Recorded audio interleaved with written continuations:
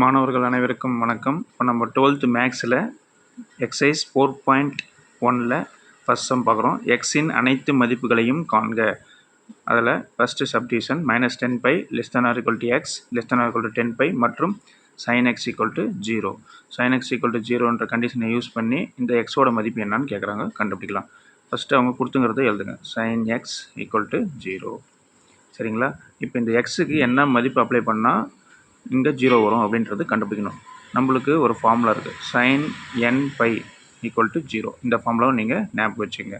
sin nπ = 0ன்றது என்னன்னா இங்கே n போல் 1 2 3 எது அப்ளை பண்ணினாலும் 0. இப்போ sin 1 அப்ளை பண்ணிங்கன்னா 0, sin π = 0. 2 அப்ளை பண்ணிங்கன்னா sin 2π = 0. அதே மாதிரி 3 அப்ளை பண்ணிங்கன்னா 0. sin 4π அதுவும் 0. அதே மாதிரி sin nπயோட வேல்யூ என்னது 0. அப்போ இந்த எக்ஸுக்கு nπன்னு அப்ளை பண்ணிங்கன்னா 0 கிடைக்கும். அப்போது therefore எக்ஸோட வேல்யூ என்னன்னா nπ. சரிங்களா? இப்போ என்னோட வேல்யூ என்னன்னா n belongs to z.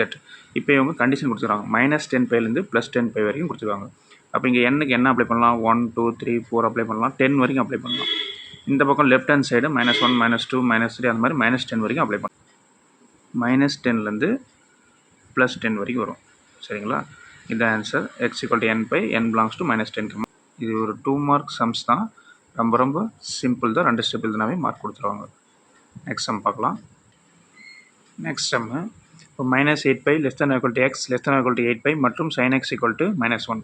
sin x = -1 அப்படின்ற கண்டிஷனுக்கு எக்ஸோட வேல்யூ என்னன்னு கேட்குறாங்க. இங்கே கொடுத்துருக்காங்க அது எக்ஸோட ரேஞ்சு, அதாவது வீச்சகம் -8πலேருந்து +8π வரைக்கும் கொடுத்துருக்காங்க. சரிங்களா? கண்டுபிடிக்கலாம். ஃபஸ்ட்டு அவங்க கொடுத்துங்கிறத எழுதிங்க. sin x = -1. அதே கண்டிஷன் தான், இங்கே எக்ஸுக்கு என்ன மதிப்பு அப்ளை பண்ணால் -1 வருது அப்படின்னு பார்க்கணும். அதுக்கு முன்னாடி x = இந்த சைனை இந்த சைடு கொண்டு வாங்க. சைன் இந்த சைடு வந்துச்சிங்கன்னா என்ன வரும்? sin இன்வர்ஸ் -1ன்னு வரும். சரிங்களா? இப்போ சைனுக்குள்ளே மைனஸ் இருந்தால் வெளியே வந்துடலாம். இங்கே பார்த்தீங்கன்னா sin x = -1 கொடுத்துங்கிறத எழுதிக்கிறோம்.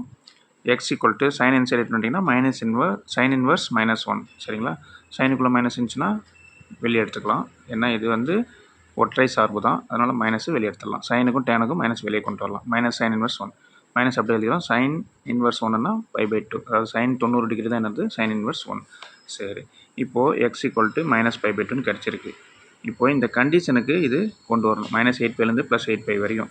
இப்போ இது வந்து பிரின்சிபல் வேல்யூ, அதாவது முதன்மை மதிப்பு தான் இது. இப்போ இதோட -π/2வோட ஒரு 2π கூட்டணும். இப்போ -π/2வோட ஒரு 2π கூட்டுங்க.